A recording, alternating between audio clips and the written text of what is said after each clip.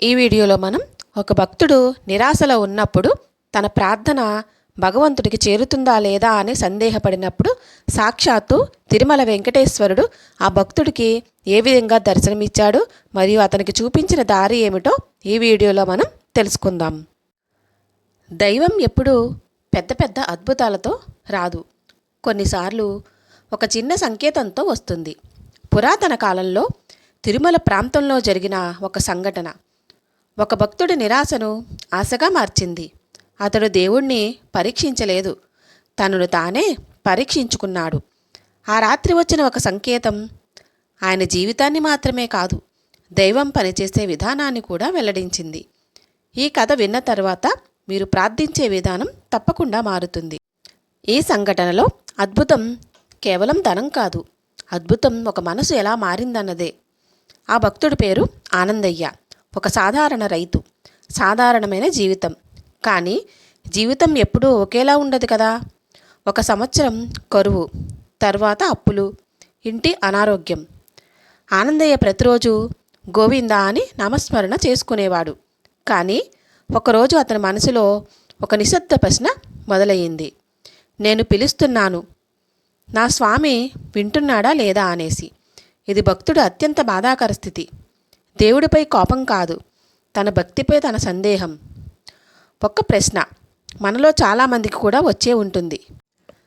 కానీ గమనించండి, అతను దైవాన్ని పరీక్షించలేదు, తన హృదయాన్ని దైవం ముందు ఉంచాడు. అతను కోరింది ధనం కాదు, పరిష్కారం కూడా కాదు, కేవలం దారి చూపమని దైవాన్ని ప్రార్థించాడు. ఆనందయ్య కాలినడకన తిరుమలకు బయలుదేరాడు. 7 కొండల మధ్య వెలసిన పవిత్ర క్షేత్రం తిరుమల.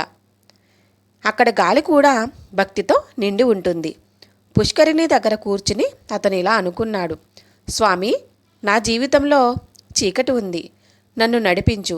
అక్కడ కోరిక లేదు, లెక్కలు లేవు, కేవలం సమర్పణ మాత్రమే ఉంది. ఆ రాత్రి ఆనందయ్య దర్శనం తర్వాత నామస్మరణ చేసుకుంటూ నిద్రపోయాడు. ఆనందయ్యకు ఒక దర్శనం కలిగింది స్వప్నంలో. పుష్కరిణి నీటిపై ఒకల తమలపాకు తేలుతోంది. దాని వెనుక ఒక ప్రకాశవంతమైన కాంతి రూపం. మాటలు లేవు, కేవలం సూచన మాత్రమే. ఆ తమలపాకు నెమ్మదిగా తీరానికి చేరింది.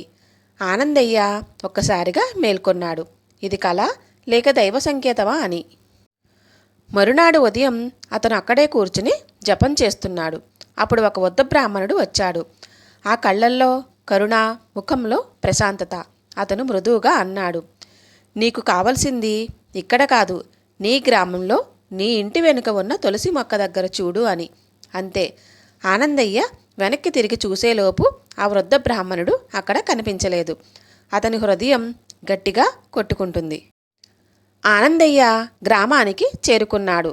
తన ఇంటి వెనుక ఉన్న తులసి మొక్క వద్ద జాగ్రత్తగా భూమిని తొలగించాడు.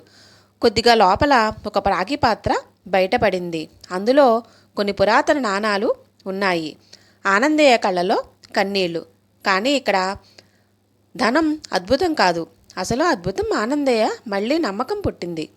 దైవం నేరుగా ఇవ్వదు, సంకేతం మాత్రమే ఇస్తుంది, పరీక్షిస్తుంది, కానీ విడిచిపెట్టదు. ఇక్కడ ఒక గొప్ప ఆధ్యాత్మిక సత్యం ఉంది. దేవుడు కోరిక తీర్చడానికి మాత్రమే ఉండడు, మన మనసును కూడా మార్చడానికి ఉంటాడు. మనము పూర్తిగా సమర్పించుకున్నప్పుడు మాత్రమే ఆయన అనుగ్రహం ప్రవహిస్తుంది. ఆనందయ్య ధనం అడగలేదు, దారి మాత్రమే అడిగాడు. ఆ దారి దొరికింది. మీ జీవితంలో ఎంత కష్టం ఉన్నా గోవిందనామస్మరణ చేసుకోండి. మీ కష్టాన్ని దైవానికి సమర్పించండి. ధనం వచ్చినా రాకపోయినా ధైర్యం వస్తే జీవితం మారుతుంది. శ్రీ వెంకటేశ్వర స్వామి ధనం ఇచ్చే దేవుడు కాదు, దారి చూపించే దేవుడు. ఈ కథ మీలో ఆశను మేల్కొలిపితే అదే అసలు అద్భుతం. గోవిందా అని కామెంట్ చేయండి మరియు లైక్ చేయండి. వీడియో నచ్చితే సబ్స్క్రైబ్ చేసుకోండి. స్వస్తి.